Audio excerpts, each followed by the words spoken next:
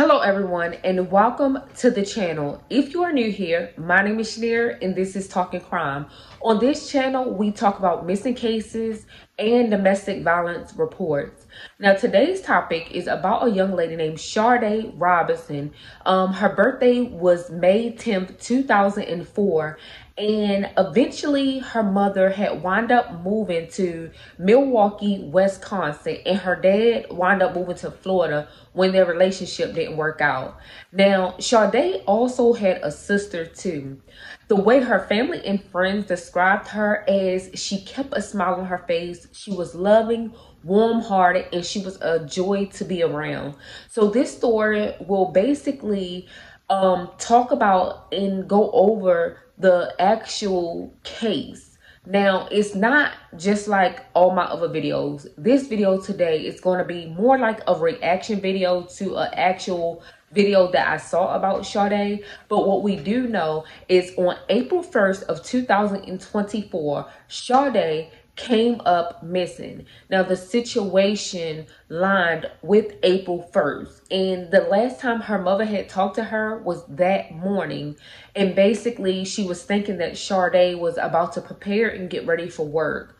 Unfortunately, a phone call was made to her mother when Sade did not show up to her job at a pizza place in Milwaukee.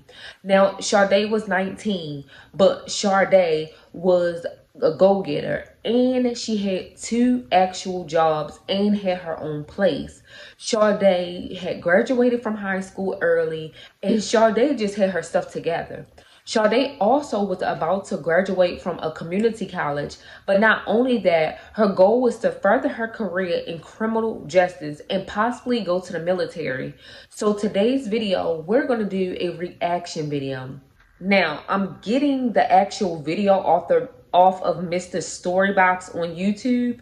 So you guys, if you want to go check out that YouTube channel, go ahead and check it out. It views cases just like this. So we're going to get started on Sade Robinson case because y'all, like, sad situation, and she was only 19. On Monday the 1st of April, just last week, a 19-year-old college student named Sade Robinson was walking along North Commerce Street in Milwaukee, Wisconsin, when she would mysteriously disappear. Later that day, she was reported missing by her family as she was not responding to any of her phone calls or text messages, and she had failed to show up for her shift at work.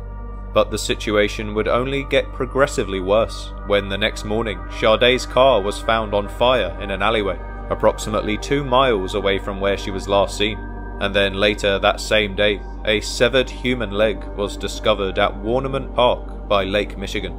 The case was then quickly escalated to a possible homicide, and potential suspects were immediately brought in for questioning, such as convicted felon Maxwell Anderson, after blood was discovered on the stairwell of his home, and it was reported that he may have had contact with Sade in the days building up to her disappearance. But after almost 2 weeks of investigating, Sade still officially remains a missing person, with no concrete proof that her life has been taken. So, given these troubling details, many are starting to wonder, could Sade Robinson have been the victim of a murder? Or could she still be out there somewhere, just waiting to be rescued? Wow. Y'all, imagine being someone's mother, especially at 18. These young girls are being targeted by like predators, like people that is just evil. Now, she had so many things going for herself, and unfortunately her life was cut short by the hands of somebody with no care for life at all. Now, this guy named Maxwell Anderson had also had other like charges against him, things that he had done in the past, like violence and attacking a stranger for like trying to take up for somebody that he was about to attack. Family members, like taking family members' property, running stuff in, like the list goes on far as his criminal history. And unfortunately, Sade probably didn't even know that. And she was basically in the crossfire of somebody so evil. Now, also, it said that how Anderson became a suspect is because they have evidence that Sade and him was talking in like text or over the phone or whatever, planning a date like weeks before. So he have had contact with Sade, and they were planning to go out to eat that particular day. Now, a witness also seen Sade like walking down the street, but it's weird because Sade had a car. But you know, sometimes people don't want to spend money on driving their car or anything. Something else was crazy. The mother said that she talked to Sade that morning, and it was weird that Sade was asking her for $15 because she usually don't do that. And also they said that when she didn't show up for work that day, employees started getting worried because they said Sade was liable. She always came to work. She never called out like that. She enjoyed her job and they was really concerned. So they reached to her next of kin, which a lot of times on applications, we put down family members for emergency contact. And her mother and her grandmother or whatever, all of them was really close. So of course she put down her mother, and the job contacted her mother. And it was odd because her mother had spoke to her that morning and she was thinking Sade was going to go to work. So instantly her mother felt like something was not right and just started contacting Sade over and over again with no response. And eventually she went and reported Sade as missing to the police. Now, it's also stated that Sade had wound up, her car had wound up being found the very next day in a alley on fire, like it was burning. So eventually this person felt like, oh my God, like people going to start looking for her, and literally burnt her vehicle. And then later on that day, they said they found a leg which was cut up to the hip, basically a body part. Now you hear these things in movies. It is frightening when it happens in reality. So then after that, maybe like I say they saying like maybe like 2 miles from like wherever her home was or whatever. That's where they found the burning vehicle, her actual car. So I just don't understand how she get from walking down the street earlier that day to in her car, or her car being found in the alley being burnt. This case is so tragic and like weird, but this stuff is like, it's happening for real, not just on a movie. But it feels like we're in a movie, and I'm pretty sure her family is devastated by this whole situation. So let's listen to a little bit more of the story. Sade Carlina Robinson was born on the 10th of May in 2004 to her loving parents Sheena Scarborough and Carlos Robinson in the city of Vicksburg, Mississippi, alongside her younger sister Adriana. However, at the very young age of 2, Sade's mother Sheena decided to move out to Milwaukee, Wisconsin, after her relationship with Carlos would begin to fall apart.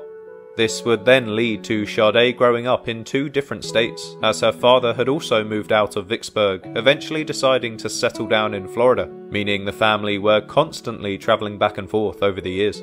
But in an attempt to ensure Sade was spending an equal amount of time with both parents, in her later teenage years, she would go on to attend Ida S. Baker High School in Florida, where she flourished academically, eventually graduating a semester early due to her hard work and perseverance.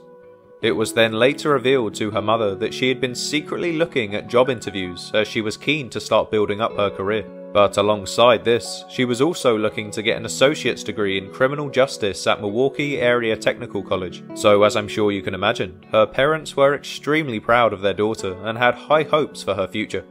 According to Sade's family, she was a standout older sister, even managing to get Adriana a job at the Wisconsin Club, where she had worked as a hostess.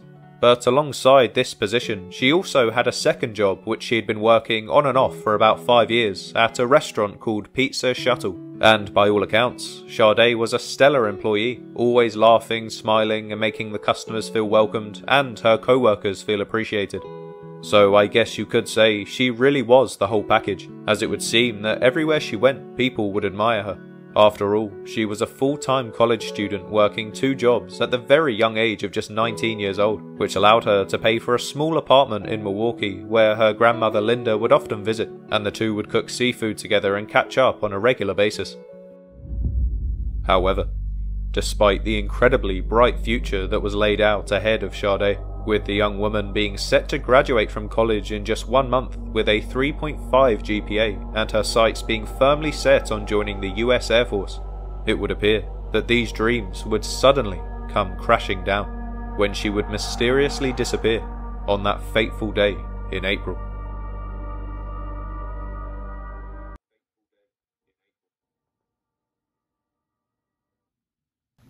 So she had her stuff together at 19, and not many you can say that. Like, she was destined to succeed and be something and, live the life she wanted to live. Like, she literally had her goals planned out. Working 2 jobs? What? That is so amazing. Graduating from high school early, then wanting a career in the Air Force and like going back to college for criminal justice. Baby, Sade wasn't playing at all. Not at all. On Sunday the 31st of March, the 19-year-old college student had been spending the afternoon with her family, as they had all gathered together at her mother's house to celebrate the Easter holidays, where they shared a home-cooked meal and enjoyed each other's company well into the evening. However, this night would eventually come to an end, with Sade deciding to head back to her own apartment as she had to be up early for work the next day. Well, the morning soon came, and Sade's mother Sheena would decide to video call her daughter as she got ready for work, which was very typical behaviour given how close they were. Sade would then go on to explain what she had gotten up to for the rest of the previous night, as well as her plans for a new haircut she was preparing to get in the following days. But eventually, once the young woman was ready for work, the pair said their goodbyes and Sade promised to give her mother a call later that day once she was back home. At this point, it is unknown how she planned to travel to work that day, whether that be via public transport or her car. But either way, she would certainly leave the house, as she was later spotted by a witness walking along 1800 North Commerce Street, which was located just 1 mile away from the pizza restaurant that she worked at. However, despite the relatively normal start to her day, something incredibly abnormal would seem to arise, as Sade would fail to arrive on time for her shift, causing her manager to immediately become concerned for her well-being. Sade would never miss a shift, and if she was ever running late, she would always call first to give her co-workers a heads up. So rather than being met with frustration, they instead contacted Sade's mother to inform her of her daughter's absence from work and to ask if everything was okay. But according to Sheena, the last she had heard from Sade was earlier that morning, where she had strangely asked to borrow $15, an action Sheena would later describe as very unusual. As far as she was concerned, Sade should have been on her way to work, and so rather than being able to verify her daughter's safety, instead she was overwhelmed with fear upon receiving this phone call. So, after spending the entire day attempting to call her daughter with no answer, she was eventually forced to report Sade as missing to the Milwaukee Police Department. But it wouldn't be too long before there was an update to the case, as officers would make a startling discovery that would upgrade this relatively low-level missing person case to a potential homicide investigation. So sad. That's tragic.